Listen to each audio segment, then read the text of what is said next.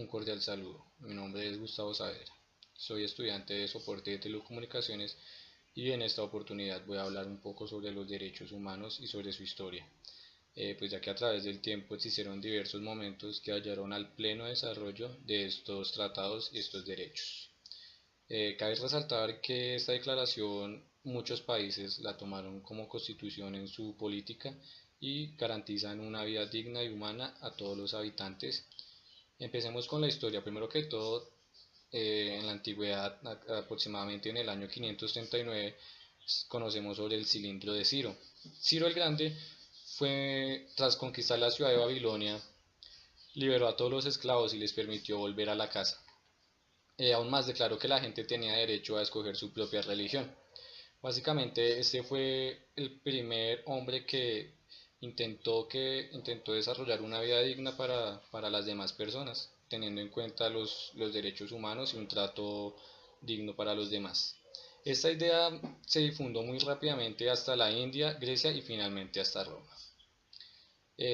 Se descuidó un poco este tema y a partir del año 1215 se dio a conocer la Carta Magna, la que es un documento que representa todos los derechos y deberes que una sociedad constituida como nación debe gozar y cumplir respectivamente.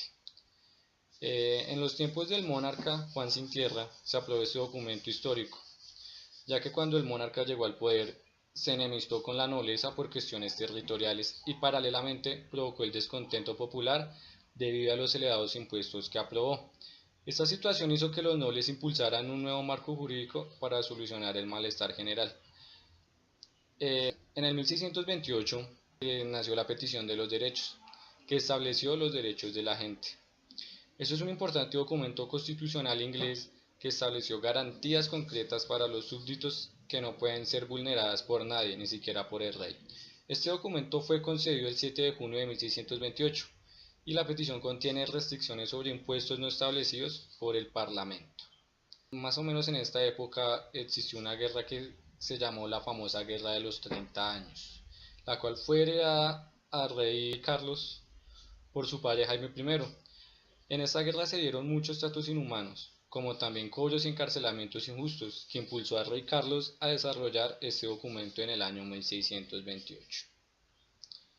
En el año 1776, la Declaración de Independencia de los Estados Unidos, que proclamaba el derecho a la vida, la libertad y la búsqueda de la felicidad, la cual se fue encomendada a Thomas Jefferson.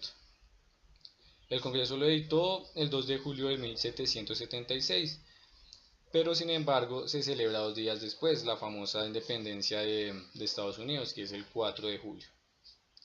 En los años siguientes, Abraham Lincoln la hizo pieza central de sus discursos y sus políticas, y desde entonces ha convertido en una conocida reivindicación sobre los derechos humanos, en particular una oración muy famosa, la cual dice que sostenemos como evidentes estas verdades, que los hombres son creados iguales, que son dotados por su creador de ciertos derechos inalienables, que entre estos están la vida, la libertad y la búsqueda de la felicidad, la cual resalta muy bien que en esa época ya se tenía una visión muy clara sobre los tratos humanos que debería tener la gente hacia los demás.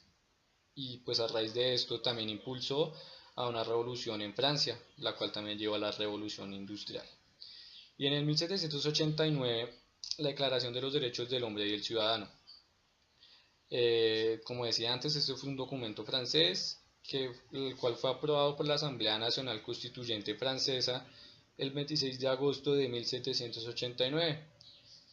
En cuanto a definir los derechos personales y los de la comunidad, además de los universales, influenciada por la doctrina de los derechos naturales. Los derechos del hombre se entienden como universales. Me llama la atención aún cuando establece los derechos fundamentales de los ciudadanos franceses y de todos los hombres sin excepción.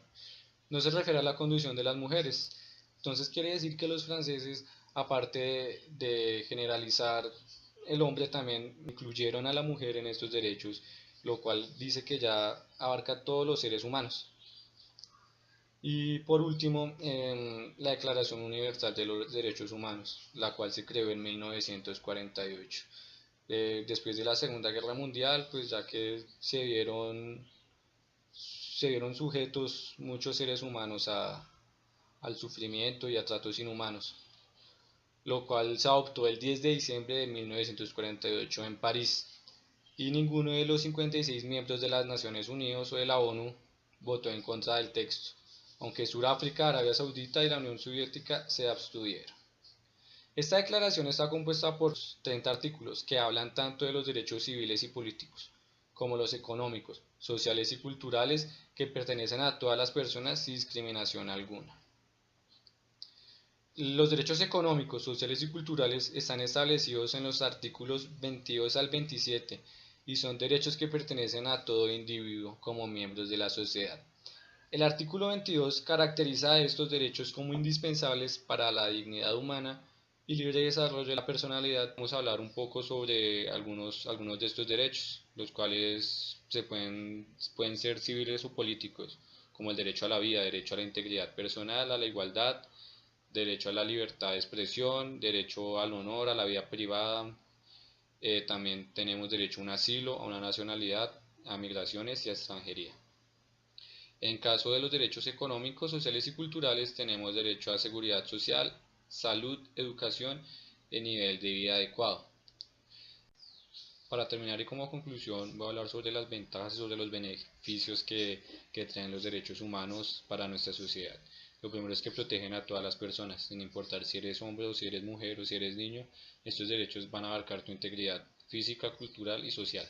Es un legado histórico, ya que a través del tiempo existieron muchas personas que sufrieron tratos inhumanos, injusticias y mucha pobreza para que hoy en día nosotros gocemos de estos derechos, los cuales nos tratan como seres humanos y nos dan una vida muy digna. Son respetados internacionalmente, ya que en la mayoría de los países estos derechos están tratados en su constitución política y son leyes las cuales hay que cumplir.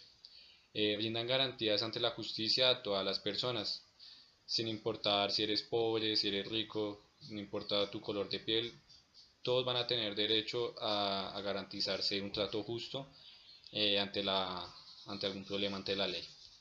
Protegen la libertad de religión, sin importar tus creencias, tus pensamientos, tú vas a ser libre de tener tu religión y vas a ser libre de creer en lo que tú quieras. Entregan protección a los sectores vulnerables de la población, ya que mundialmente existe mucha población afectada por la pobreza, por la guerra, por el hambre.